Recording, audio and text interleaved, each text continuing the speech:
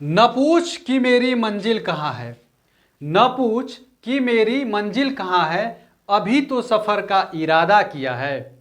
न हारूंगा हौसला चाहे कुछ भी हो जाए, न हारूंगा हौसला चाहे कुछ भी हो जाए, ये मैंने किसी और से नहीं अपने माँ बाप से वादा किया है।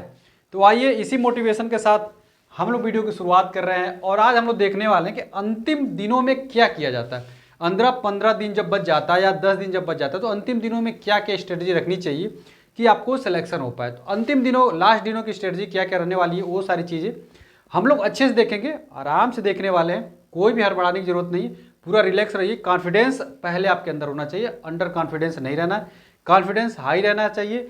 जैसे कि मैंने आपको बताया था आपका सिलेक्शन के एकदम बिल्कुल पास है, बस आप अंदर कॉन्फिडेंस बनाए रखिए और सारी चीज़ें जो मैं बता रहा हूँ उसको एक एक चीज़ ध्यान से सुनते रहिए। आपको करना क्या है, देखिए कोई भी पेपर जब बनाया जाता है, देखिए सबसे ज़्यादा सवाल क्या लोगों के मन में है कि मॉक टेस्ट दे या नहीं दे। सब लोग एक ही चीज़ बोल रहे हैं इस समय कि मॉक टेस्ट ज़्यादा से ज़्यादा देना चाहिए, सबका सवाल। लेकिन क्या देना उचित है, क्या देने से आपका टाइम नुकसान हो रहा है, रिवीजन में कमी पड़ जा रही है, ये सारी चीज़ें आज ही हम लोग देखेंगे और इस सारी चीज़ों का कन्फ्यूजन हम लोग दूर करने वाले हैं।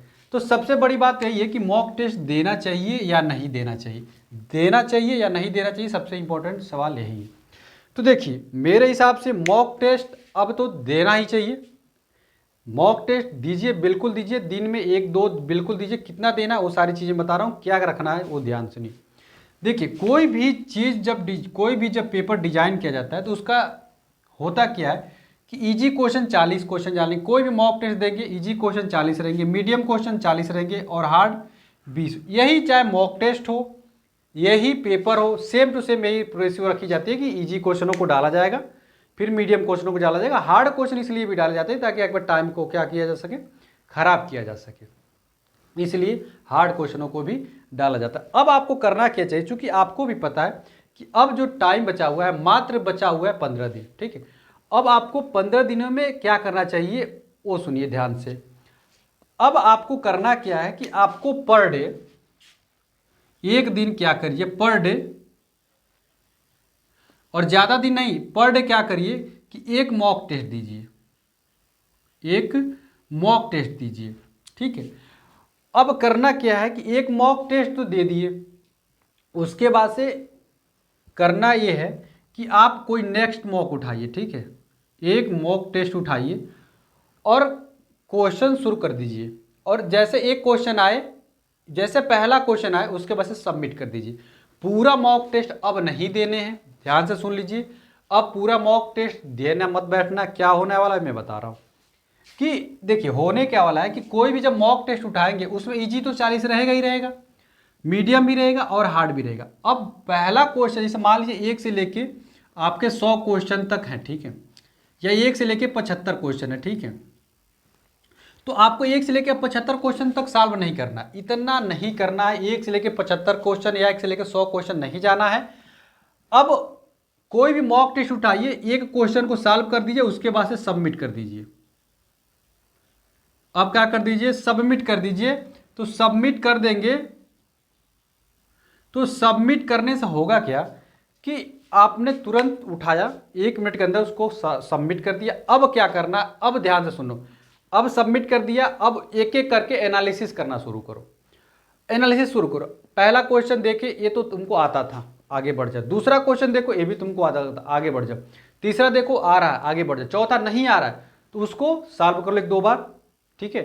जो चीज़ उसके प्रोसेस दिया गया क्यों नहीं आ रहा तो देख लो, रिवीजन कर लो जाके अपने नोट से, फिर आगे बढ़ो। पांचवा देखो, पांचवा आ रहा था, ठीक है, आगे बढ़ो। छठवा नहीं आ रहा था तो उसको भी रिवीजन कर लो, नोट्स देख लो, यूट्यूब पे वीडियो सर्च करो, नहीं समझ में आ रहा है तो इस तरीके से होगा क्या कि जो आप एक मॉक टेस्ट देने में 1 घंटा लगा रहे थे प्लस उसका एनालिसिस करने में 1 घंटा लगा रहे थे, 2 घंटा आपका पर डे खराब हो रहा था एक मॉक टेस्ट में। अब होगा क्या कि आपका मॉक टेस्ट तो होगा लेकिन एक मॉक टेस्ट 1 घंटे के पहले ही खत्म हो जाएगा, क्योंकि इजी क्वेश्चन तो आपको आता ही था। अब इसमें टाइम खराब करने की जरूरत नहीं है। मीडियम क्वेश्चन में भी 40 क्वेश्चन में से 20 क्वेश्चन तो आपको आते थे तो इसकी भी जरूरत नहीं है।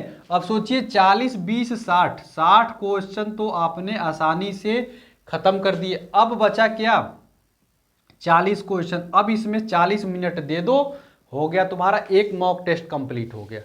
अब ऐसे ही करके दिन में 2 से 3 मॉक आप आसानी से दे सकते हो। 40 मिनट में तुम्हारा एक मॉक हो जा रहा है, तो सोचो 120 मिनट तो एटलीस्ट एक दिन मॉक टेस्ट में तो दो ही, क्योंकि मॉक टेस्ट में नए नए क्वेश्चन तुमको मिलेंगे, नए नए तरीके मिलेंगे, उसका रिवीजन करके फिर से मॉक दे दो।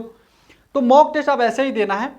अब अपने दिमाग को बुद्धि लगाइए, और मेरा काम है कि आप लोगों को ये सजेशन देना। मैं भी लास्ट टाइम यही तरीका अपनाया था कि मैं लास्ट टाइम में पहला क्वेश्चन लिया, सबमिट कर दिया, ठीक है, क्योंकि देखो आसान क्वेश्चन तो मुझे आ ही रहे हैं ना। अब आसान क्वेश्चन को फिर से लगाने में बुद्धिमानी है कि बेवकूफ़ी है, ये बताओ। तो अगर तुम भी कर रहे तो भाई बेवकूफ़ी है। अब लास्ट टाइम अधिक से अधिक नए नए क्वेश्चन की तरफ जाओ ना।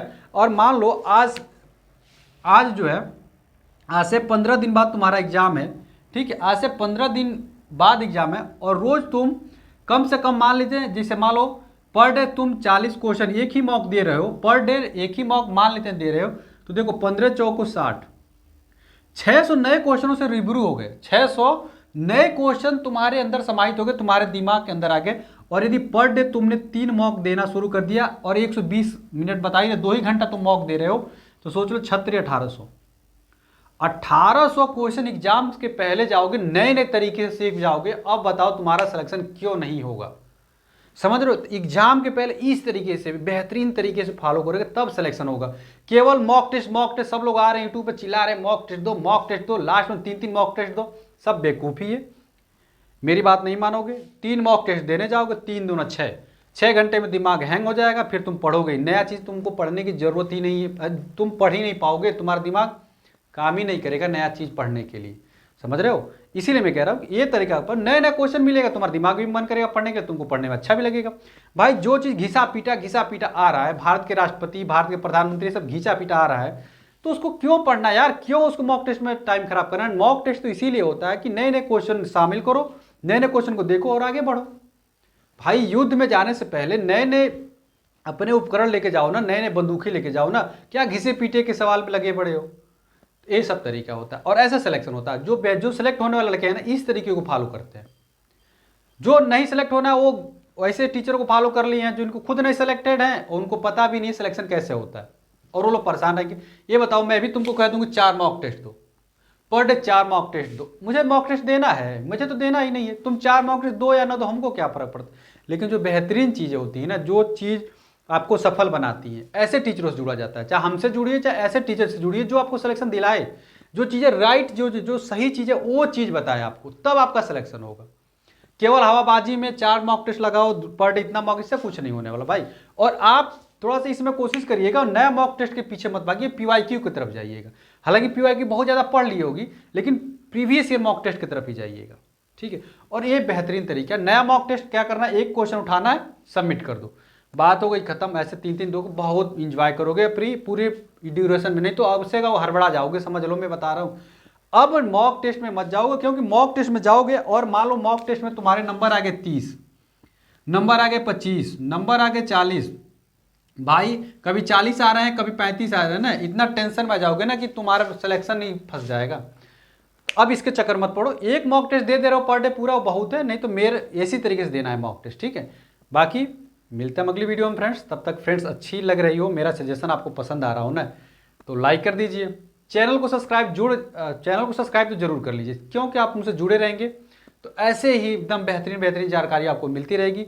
मैं खुद सिलेक्टेड हूँ, आपको भी सिलेक्शन दिला के ही रहूँगा। वीडियो अच्छी लगी रही हो तो वीडियो को लाइक और चैनल को सब्सक्राइब जरूर कर लीजिएगा फ्रेंड्स। मिलते हैं अगली वीडियो में फ्रेंड्स, तब तक के लिए फ्रेंड्स जय हिंद।